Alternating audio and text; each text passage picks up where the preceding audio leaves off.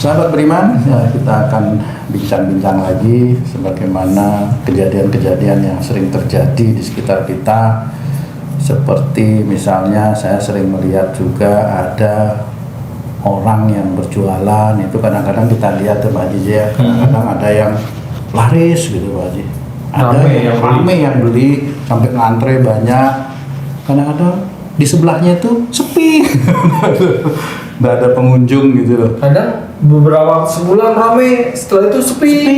Nah gitu. Nah, saya pernah ada satu cerita dari temannya. Teman itu bekerja pada seseorang gitu. Teman saya ini bercerita kepada saya waktu itu keadaan di warung itu sepi seperti itu Pak Ustadz ya. Teman saya bercerita, terus dia ngomong sama yang punya warung, "Tuan, Oh ini karyawannya nih? Karyawannya nih teman saya nih." Nah, ini teman saya ngomong sama yang punya, "Tuan, warung sepi nih, gimana nih?" Sebelah rame. Nah, tuannya langsung bilang, "Oh, kamu tenang aja, itu ntar malam kita lakukan sesuatu." Oh, dia tuh pakai air seperti itu ya Pak Ustadz. Dibuktikan sama teman saya, besoknya emang rame warungnya itu Pak Ustadz. Warungnya rame. Warung bosnya itu? Warung bosnya itu rame. Nah, seneng lah dia kan. Kan ada gaji, ada lagi dapat macam-macam seperti itu. Terus teman saya tuh nanya, "Tuan, itu apa?" Nah, itu katanya penglaris itu. Itu tuannya itu dukun apa muslim apa? Muslim, karena pakai garam itu seperti itu Pak Ustadz, yang gitu. saya sering lihat itu mereka ya pakai garam. Katanya penglaris. Wah, penglaris kalau menurut Islam itu sebenarnya penglaris itu menurut Islam seperti apa Pak Ustadz? Ya, sebelumnya bismillahirrahmanirrahim. Jadi di negeri-negeri yang berbau-bau agama ya, seperti agama itu entah ya Islam sendiri atau agama-agama yang lain itu memang biasanya ada konotasi sesuatu yang gaib itu ada di dalam pikiran dan hati. Kalau yang di negeri-negeri yang sekuler atau yang tidak beragama, tidak percaya Tuhan, saya anggap Tuhannya, Tuhannya itu ya saat ini itu dia percaya uang, pekerjaan gitu. Itu yang begitu kurang mempercayai ya. Penglaris ini kurang mempercaya. Dia lebih banyak menggunakan otak istilahnya, sains atau otak ya. Nah, logika istilahnya ya. Nah, kalau penglaris itu ya di negeri kita ini banyak. Di Arab pun sebenarnya juga banyak. Cuma orang jarang tahu kalau itu sebenarnya penglaris. Saya bilang Arab ya, belum tentu di Mekah atau Madinah, Arab aja lah, global gitu. Banyak itu ya negara. Iya, termasuk juga Mesir. Mesir itu tempatnya sihir juga banyak. Dulu Nabi Musa itu kan ya dekat-dekat situ lah ya. Dekat-dekat situ.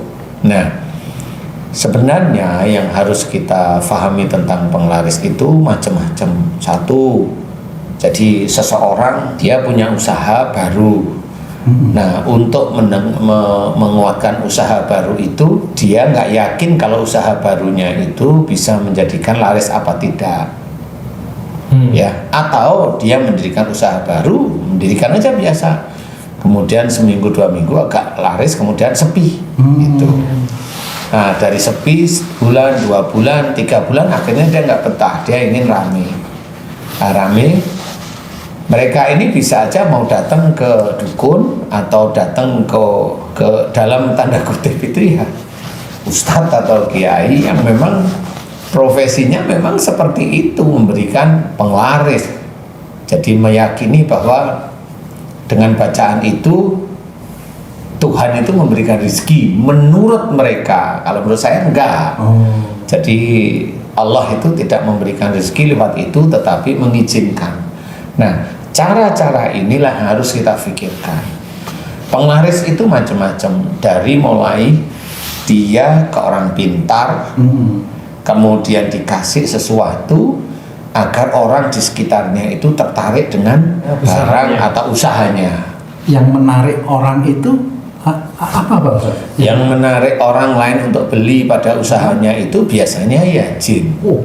Jadi dia bekerja sama dengan jin Ya ceritanya. pasti, itu pasti jin. Nah, jin inilah yang sebenarnya bisa menarik orang-orang yang lewat. Biasanya dia bisa aja naruh di halaman tempat usahanya atau di pertigaan jauh sana, atau yang lain itu bisa aja ditaruh di situ. Jadi istilahnya kalau orang sekarang itu bilang marketing ceritanya. Tapi dia menggunakan marketingnya itu dari yang tidak kelihatan seperti itu, Pak. Jin itu. Ya, intinya itu tetap bukan marketing, tapi ini kan analogi Analogi, saja. ya. Itu marketing. Sebenarnya jin itulah yang menarik. Mm-mm.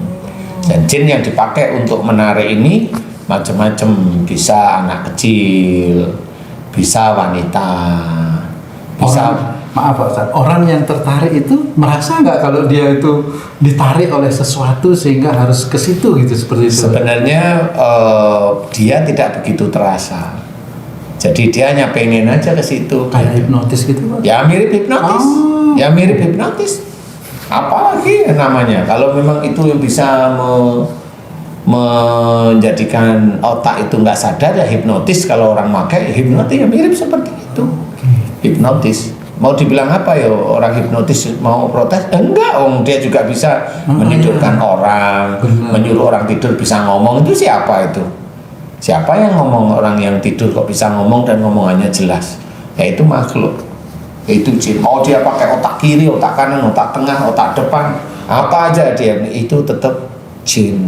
Ya, nah cuma dari itu kemudian si marketing ini bisa anak kecil, bisa wanita, bisa laki-laki dan wanita selalu berdampingan, macam-macam, tergantung dukunya. Kalau jinnya itu anak kecil bisa dapat dua nanti, dia bisa menarik satu ibu-ibu, satu anak kecil. Ya insya Allah seperti itu. Kalau wanita ini yang tertarik ini laki-laki. Karena belanja yang laki-laki lebih banyak, gitu. yang lebih banyak laki-laki mengajak keluarganya, laki-laki yang tertarik. Kalau ibu sama anak ini kan bisa dari anak kecil. Kemudian kalau dia berpasangan, nah orang yang baru lagi pacaran itu yang tertarik. Ya itu memang macam-macam. Itu marketing istilahnya, tetapi itu tetap dari jin.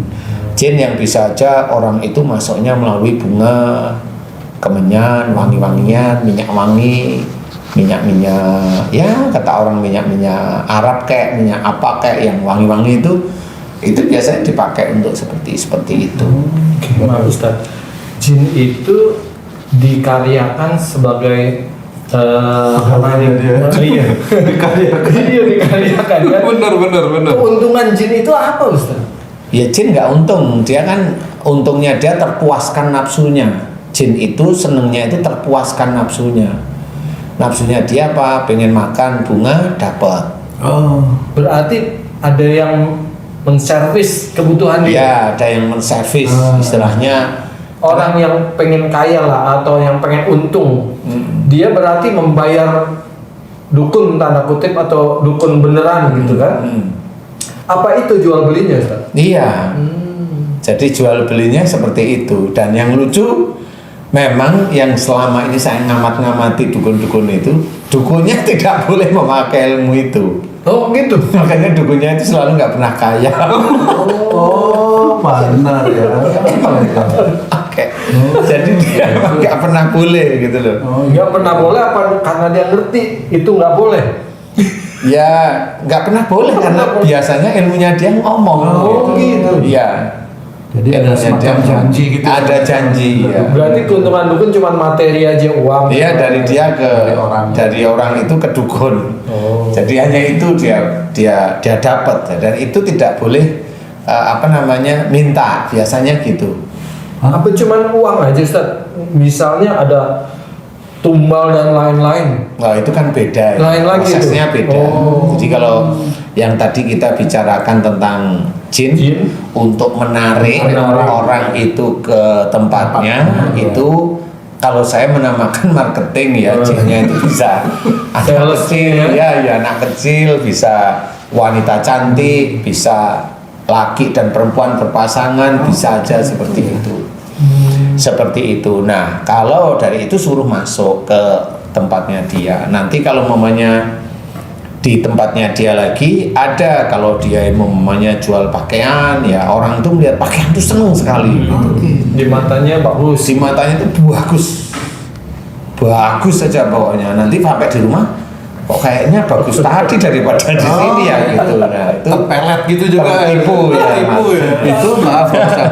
Itu jin yang dipergunakan itu dia punya expired date, punya batas waktunya tidak itu Pak Ustaz untuk Biasanya tetap ada karena itu kan mirip bensin ya, mirip nasi kalau kita makan. Jadi kalau dia dikasih makan bunga, kembang, bunga, kemudian kemenyan, kemudian wangi-wangian, itu kan tetap habis dia pergunakan. Jadi kalau kamu itu makan kan, kalau kamu gerak itu kan habis untuk gerak. Seperti itu. Gitu. Jadi expirednya itu dan harus diisi lagi. Tambahin. Dukunya harus harus mengisi lagi. Maintainnya ya. Ada maintainnya itu dibayar sama si kui bayar lagi, si itu bayar lagi ke dukunnya ya baca itu Pak, untuk itu gitu, seperti itu. Nah, marketing ini bagus nih Ustaz. Cuman radius Iya, dia jaraknya itu. jarak dia ini sampai seberapa jauh ekspannya ke kiri kanan depan gitu. biasanya ada nama. Ada nama. Nama Dia apa? pakai toko apa. Kalau warung apa namanya. Kanan kirinya. Enggak, nama warungnya kan Nama ada. warungnya. Jadi warung Haja Eli namanya. Nah, pada saat dia itu minta ke dukunnya itu, warung saya namanya Haja Eli, Mbah gitu. Ah itu walaupun nanti ditaruh di warung itu kan dukunnya nggak perlu tahu itu ininya, bisa aja minta foto atau saya nggak tahu juga ya, kali tanah atau ciri warung itu gitu ya. Nah itu nanti kalau dia udah baca itu baca. Nah ini syaratnya ini nanti ini taruh di pertigaan perempatan yang sebelah sana. Ini taruh sebelah sana. Ini taruh sebelah sana umpamanya. Nah, ini taruh yang di halaman ini, air diginiin umpamanya. Atau bunga itu taruh di pojokan ini umpamanya, loh. Nah, itu sudah terkoordinir sih. Jadi nanti kalau yang dari warung Haja Eli ini dia nggak nyerempet ke warung Markona, nggak bisa, dia langsung ke situ. Oh, berarti nama warung bukan nama pemilik warungnya Pak Ustaz. Warung biasanya. Warung ya? Iya, warung. Mesti ada ciri bangunan, nama warung bisa-bisa sama nyas. Iya. Sebentar. Ini kan nama warung akhirnya orang datang belanja. Orang yang punya warung dapat uang dari hasil penglaris. Ini hukumnya bagaimana Pak Ustaz? Hukumnya itu memang dolim sebenarnya. Jadi uang yang dihasilkan haram. Jadi kalau momennya warung nih, biasanya sih orang yang punya warung itu nanti macam-macam, dikasih air ditaruh di nasinya, dikasih air ditaruh di airnya yang buat masak umpamanya, itu macam-macam nanti. Nah dari situ bisa aja yang di situ tuh bisa aja pocong umpamanya. Atau tuyul. Enggak, kalau tuyul enggak. Biasanya yang selama ini itu biasanya pocong, kemudian seperti zombie atau mayat hidup itu. Jadi tetel-tetel itu ada belatung-belatung ya. Nah, pocong dan itu sama, ya ada belatungnya biasanya nih. Ya, apa namanya? Nah, itu ada ilernya itu netes air liur ya. Netes itu ditetesin ke makanan. Seperti itu. Jadi itu mau pocong mau mayat ya. Itu liurnya itu netes. Nah, liurnya itulah jadi bumbu. Astaga. Untung kita nggak bisa lihat, kalau kita bisa lihat nggak pernah beli jajan-jajan. Nah, itu yang menetes itu ke makanan itu, di makanan bentuknya zombie itu atau pocong itu Ustaz di makanan? Jadi kalau yang orang yang makan enak aja, kayak bumbu lah istilahnya. Penyedap Jadi rasa. kayak penyedap rasa. Itu makhluknya ikut masuk. Insya Allah. Orangnya makan. Masuk. Aduh. Masuk insya Allah. Dan nanti itu yang nagih pengen ke warung itu. Oh, jadi kayak ada remote-nya, Iya. remote kontrol gitu. Iya, ya seperti itu. Jadi pengen enak, pengen gitu. Lah orang yang makan dari makanan yang seperti itu Pak Ustaz, itu dia dolim juga apa? Nah, Kalau orang itu nggak bisa Korban. dikatakan dolim, itu kan korban. tapi di dalamnya penuh makhluk seperti Iya, kalau dia suka ke situ dan dia ini ya pasti penuh. Walaupun makannya baca bismillah. Tergantung iman sama ketakwaannya kepada Allah Ta'ala. Kalau memang imannya ya sepele di hadapan Allah Ta'ala, ketauhidannya kurang, amal solehnya kurang, ya dia baca bismillah ya tetap nggak ngaruh. Nggak ngaruh itu sama seperti banyak orang-orang muslim, ibu-ibu yang kena sihir padahal kan sholat. Nah, ya itu sama mirip. Ya, jadi intinya itu seperti itu. Jadi makanan itu bisa enak gitu ya dari liurnya si mayat tadi. Membedakannya gimana Ustaz? Kita beli ini benar-benar enak, asli enak apa Atau asli apa namanya? enak tambahan. Enak tambahan itu gimana kita Oh, menyaringnya? itu susah sekali. Biasanya kalau orang-orang yang normal itu biasanya kalau masuk situ badannya agak bergidik, apa namanya itu? Merinding ya. Oh, orang yang normal maksudnya apa? Ya normal aja masuk situ itu merinding gitu. Orang yang nggak ada ilmu dan Ya normal aja lah, itu merinding aja. kalau ada yang ilmu dia masuk situ, maksudnya dia punya ilmu turunan atau ilmu apa yang? Ya nggak tahu. Oh. Karena kalau ilmu turunan itu kalau kena pelet juga kena pelet aja dia. Nggak peduli. Jadi kalau punya ilmu turunan harimau atau ular, ya kepeletkan otaknya. Nah, ilmunya di punggung ya, nggak ketemu. Malah ilmunya suka ada cewek jin masuk gitu, gimana coba? Berarti saya nggak normal juga ya. Masuk nggak merinding tempat makanan yang begitu. Ya berarti Ya karena Pak Haji sendiri apa berdua, pertanyaan saya gitu. kalau dia berdua merinding dia. Takut belajar banyak. Walaupun warung itu ada stempel halalnya seperti itu dari MUI, itu tetap bisa Pak Ustadz ya? Ya bisa, karena bagaimanapun juga itu kan tergantung orangnya. Orang itu begini, dia itu buka warung maunya apa? Kalau maunya dagang normal di hadapan Allah Ta'ala, ya normal, dia nggak pakai sesuatu. Kalau dia dagangnya itu ingin laris, ingin akhirnya mendatangkan uang, dia kan nggak sabar untuk mendapatkan uang banyak, itu dia nggak sabar, sehingga dia memakai seperti itu. Kalaupun namanya orang-orang tertentu yang dia memang dagang, maunya dagang, kemudian tahu ada dagang yang lama itu jengkel, nanti wala kok ada saingan. Nah, yang lama itu ke orang pinter lagi minta ditutup itu. Waduh. Berarti dia nggak hanya untuk menarik tapi menyerang. Nah, dukun kan bisa nyerang juga. Jadi Atas perintah si punya warung ini. Atas atas keinginan. perintah tetangga warungnya. Pak, itu yang disebut dengan persaingan yang tidak sehat itu seperti itu? Pak? Ya, makanya istilahnya Allah itu tidak suka pasar, itu sebenarnya salah satunya itu. Oh, pantes. Seburuk-buruk tempat adalah pasar. Iya, memang karena di situ banyak sesuatu yang kecurangan istilahnya. Tapi Allah mengizinkan terjadi itu Pak Ustadz. Ya namanya jual beli itu kan ya di ini manusia kan tetap itu muamalah ya, tetap diizinkan oleh Allah Ta'ala. Cuma tinggal manusianya sendiri yang bermuamalah, dia menjaga syariat atau tidak. Kalau umpamanya dia itu seorang muslim punya warung, kemudian baru rame 3 hari kemudian sepi berbulan-bulan, nah ya itu biasanya ada yang ada yang tutup bisa, atau memang masakannya kurang enak. Jadi ya seperti itulah. Kenapa masakan kurang enak? Lah, memang dia nggak bisa masak, jualan ya. Mahal. Jadi kan nggak bisa disalahin seperti itu ya. Nah, itulah kedoliman yang dilakukan oleh seseorang karena ingin kayanya itu tadi. Jadi dari mulai dia menggunakan itu, kemudian itu dolim. Kenapa dolim? Dia memaksa orang untuk masuk ke tokonya. Dia memaksa, tidak boleh memaksa. Kemudian dia memaksa orang untuk merasakan bahwa makanannya itu enak.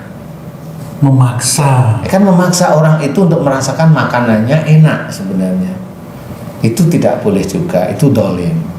Kemudian dari dolim yang memaksa ini, uang yang dihasilkan dari orang yang beli itu insya Allah ya haram, karena memaksa. Sama seperti saya mamanya mau jual baju sama kamu mamanya, padahal kamu nggak suka baju itu.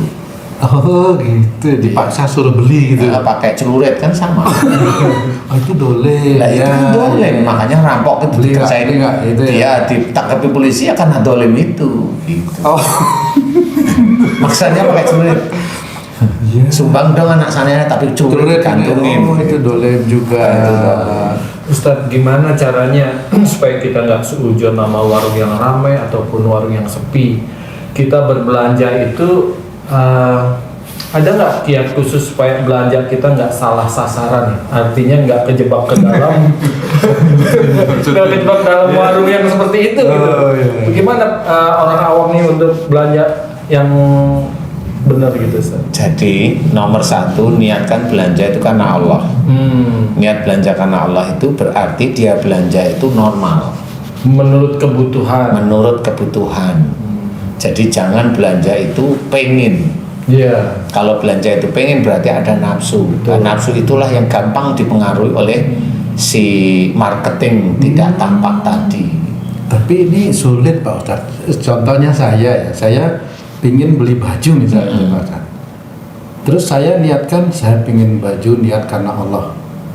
Itu menurut saya kok tidak berhubungan rasanya. Memang tidak berhubungan. Gimana itu ya Mas? Karena kamu dari dulu hobinya belanja. Jadi kamu harus belajar menghentikan dulu, bukan mau belanja maunya niat karena Allah. Ya sulit, hobinya belanja niatnya karena Allah. Ya baru 3 hari kemarin belanja, udah mau belanja niatnya karena Allah gimana? Kan ya nggak ketemu kalau itu. Jadi belajarnya itu tidak seperti itu. Gimana biar bisa kejadiannya itu muncul niatnya itu karena Allah itu gimana itu Pak Ustadz? Jadi niat karena Allah itu kan tadi saya ceritakan menurut kebutuhan. Nah kalau menurut kebutuhan kan saya tanya, bajumu yang kamu pakai lebih dari 3 tahun ada ndak? Ada, boleh itu diganti. Tapi 3 tahun itu agak kumel, rusak apa ini? Ndak, masih bagus. Kamu masih bisa pakai enggak? Masih, nggak usah beli. Kan nggak ini Pak, apa namanya itu? Sudah tidak up to date. Lah kan kejawab sendiri ya. Kejawab sendiri. Makanya di situ itulah yang namanya belanja dengan nafsu. Nafsu mikirnya enggak up to date. Loh. Itulah nafsu hedonis. Astagfirullah. Nah, hedonis itu boleh kalau uangnya banyak sih nggak ada masalah. Lah uangnya pas-pasan hedonis lah ya bubar nanti keluarga. Seperti itu. Jadi belanja itu orang Jawa bilang sakmadyo. Sakmadyo itu semampunya. Kok semampunya sih?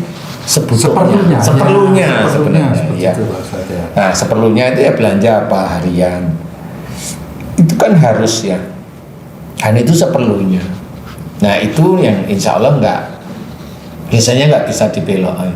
Tapi kalau dia itu sebenarnya nggak belanja, tapi ingin belanja. Tapi nggak tahu tanya ingin belanja, nggak tahu. Pokoknya pengen aja ke mall, pengen aja ke pasar, pengen aja makan gitu. Itu yang gampang. Karena sebenarnya kan nggak seperti itu cara makan, cara belanja seperti itu. Kecuali kalau memang lihat baju ini kayaknya baju udah 3 tahun, tak lihat ini sebenarnya masih ini dipakai, tapi momennya kamu boleh bilang, tapi ini sudah bukan ketinggalan zaman. Ya sudah saya kasih ke orang yang butuh kayak ini. Nah itu kan beda cara berpikir. Ke orang yang beda, udah kasihin aja ke orang-orang yang butuh. Kemudian suatu ketika kalau memang kamu itu sehari-hari nggak pakai baju, ya nggak usah pakai baju, kecuali baju yang kamu sukain untuk hal-hal tertentu, baju batik untuk ketemu sama pejabat atau orang penting namanya boleh. Baju putih kalau ketemu sama lengan panjang, ketemu sama para pensiunan namanya boleh. Jadi kedoliman itu sudah seperti itu, makanya uangnya itu haram. Nah kalau uangnya haram, orang itu membayar zakat. Sama seperti uangmu itu kan nyuri, kamu habis, dapatnya itu kan kamu memaksa, pakai celurit umpamanya. Pakai celurit itu ya pakai jin itu tadi maksudnya. Lah kan dapat uang kok untuk bayar zakat, gimana sih? Insya Allah nggak akan keterima. Batal arti zakatnya itu Pak? Nggak ada batalnya uang itu, uang haram mau bilang apa? Ya sudah nggak bisa. Ya kalau dikatakan batal itu ya memang batal sejak awal itu sudah batal semua. Kemudian untuk sedekah ya sama, ke yatim piatu ya sama, itu nggak ada pahala bagi orang yang mempunyai uang seperti itu. Bagi yang menerima, Pak Ustadz, misalnya kan dia punya uang nih banyak, terus dia ke yatim piatu kasih. Untuk yang menerima, Ya tetap berguna untuk makan aja. untuk makan aja. Untuk makan aja. Jadi seperti itu penghitungannya, seperti itu. Umpamanya orang itu punya uang akhirnya kaya, punya 5 miliar ditaruh di bank. Nah itu kan orang, lah uangnya kan taruh di bank. Ya. Biasanya di bank itu tetap uang itu normal lagi. Normal, nah, tetap nilai 5 miliar itu kalau dia ambil ini tetap yang haram. Walaupun sudah mau taruh mana aja tetap. Iya. Buat titipin ke temen tetap aja haram. Iya, titipin temen itu dipakai gitu ya. Iya. Dia Nggak apa-apa dipakai itu nggak apa-apa. Nggak apa-apa. Bisa nggak apa-apa, tapi nanti ditukar. Ditukar, nah yang ditukar dikembaliin ini haram lagi. Untuk menjadikan itu tidak haram gimana Pak Ustadz? Iya, kasih ke saya aja semuanya. Terus nanti orang itu minta lewat Pak Ustadz gitu. Gimana? Kan gini ya. Ya itu tetap haram, kalau dia pakai tetap haram. Kalau udah banyak uangnya kan sayang itu haram. Nah, kan sayang kan kamu. Iya benar ya. Ustaz, kalau barang haram, uang haram kita makan buat makan itu dampaknya apa terhadap tubuh kita, Ustaz? Terhadap tubuh kita, bukan kita lah, terhadap tubuh mereka. Orang itu, Tubuh mereka, tubuh istri, tubuh anaknya. Ini biasanya keimanannya nggak kuat. Keimanannya Nggak akan karena ada pengaruh dari uang karena haram ada itu. pengaruh uang haram itu tadi.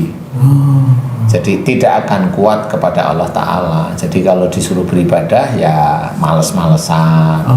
Kalau dinasihatin orang tua ya ngantah. Ya seperti itulah insya Allah. Apakah uang haram itu juga diikuti jin Pak Ustadz? Loh, karena saya nggak pernah lihat ya, jadi Kayak lihat aja. jalan rezeki Allah itu akan diberikan kepada orang yang selalu berbuat kebaikan. Jadi tolong itu dicamkan. Ini Allah yang menceritakan. Jadi jalan rezeki itu tidak terus dengan membaca ini berkali-kali rezeki datang, enggak. Kalau itu bacaan itu diyakini oleh dia, berarti dia yakin tentang bacaan itu tapi tidak yakin kepada Allah. Alhamdulillah, mudah-mudahan bermanfaat ya Pak. Sahabat beriman dimanapun berada, demikianlah tadi perbincangan kami, pencerahan yang diberikan oleh guru kita semua Pak Ustadz Danu. Mudah-mudahan apa yang kita bicarakan ini bisa meningkatkan keimanan dan ketakwaan kita kepada Allah Subhanahu wa Ta'ala. Insyaallah.